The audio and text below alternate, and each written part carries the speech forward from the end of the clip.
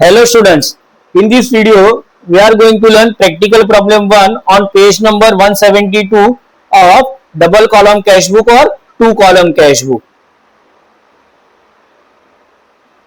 In the books of नाम नहीं दिया इसलिए dash dash dash cash book debit credit date receipt number ledger folio cash bank, then on the credit side date payment voucher number ledger folio cash bank. ठीक है. Started business with cash. Generally in every sum they give you the opening balance, but ये सम में हमको कोई दिया नहीं है तो बैलेंस ब्रॉट डाउन कुछ भी नहीं आएगा. Started business with cash, सीधा 1 January to capital account 1,20,000 cash paid into bank of Baroda. ठीक है. Which is indirectly cash deposited into bank. तो बैंक में पैसा आया, पहले अमाउंट साइड में लिख दो, बैंक के रिसिप्ट साइड में 50,000 पहले अमाउंट लिख लेंगे और कैश के पेमेंट साइड में अब क्या करना है, अपोजिट. जो कॉलम में अमाउंट लिखा है वो कॉलम में नाम कभी भी नहीं आएगा, तो इधर टू कैश डेट लिख देना है. Similarly over here 3 January by bank, और लेजर वॉल्यूम में क्या लिख दोगे, see, that is contra entry. Purchase goods from Sakshi on credit. ठीक है. क्या जर्नल एंट्री बनेगी, purchase account debit to Sakshi account. कहीं पे भी हमारा कैश या बैंक हिट नहीं हो रहा है तो इसकी कोई भी एंट्री नहीं आएगी. ठीक है. Sold goods to Divakar and received a bearer cheque. ठीक है. हमने दिवाकर को सेल किया और हमने क्या मिला है, bearer cheque. Bearer cheque is equivalent to cash. Correct है. तो टू सेल्स अकाउंट और कैश के कॉलम में हम अमाउंट लिखेंगे. Paid to Sakshi. ठीक है. पेड किया है, पेमेंट साइड में आएगा, कैश पेमेंट किया है, कैश कॉलम में लिख दोगे.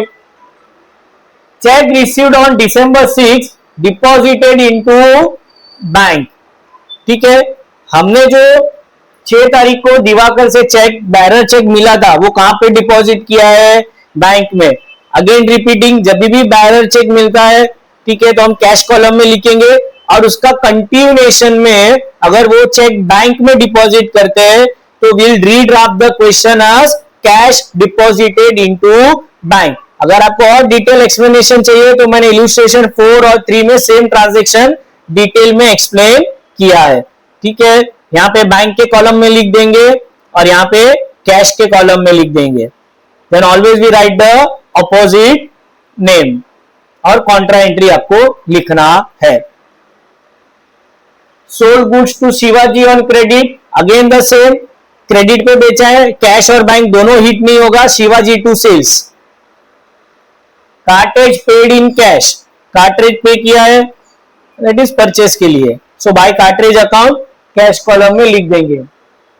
रिसीव्ड कैश फ्रॉम शिवाजी, पैसा मिला है तो टू शिवाजी अकाउंट कैश के कॉलम में 12,000. Commission received, again we received the commission, so to commission account. Drew cash for personal use, हमने कैश विड्रॉ किया है किसके लिए, पर्सनल यूज के लिए. तो यहां पे आपको क्या लिखना है, ड्रॉइंग, और कैश में से पैसा जाएगा, दैट इज पेमेंट साइड में कैश कॉलम में अमाउंट लिख देंगे.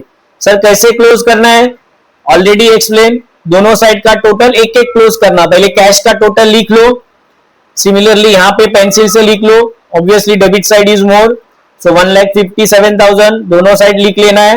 And then by balance carried down. ठीक है.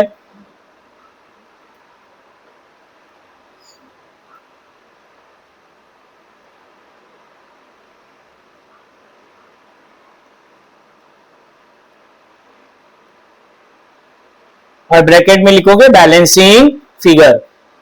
Then we'll take it for bank column. Again we'll write with the pencil both the side total. 70,000 is more. दोनों side में वो amount लिख देंगे. ठीक है.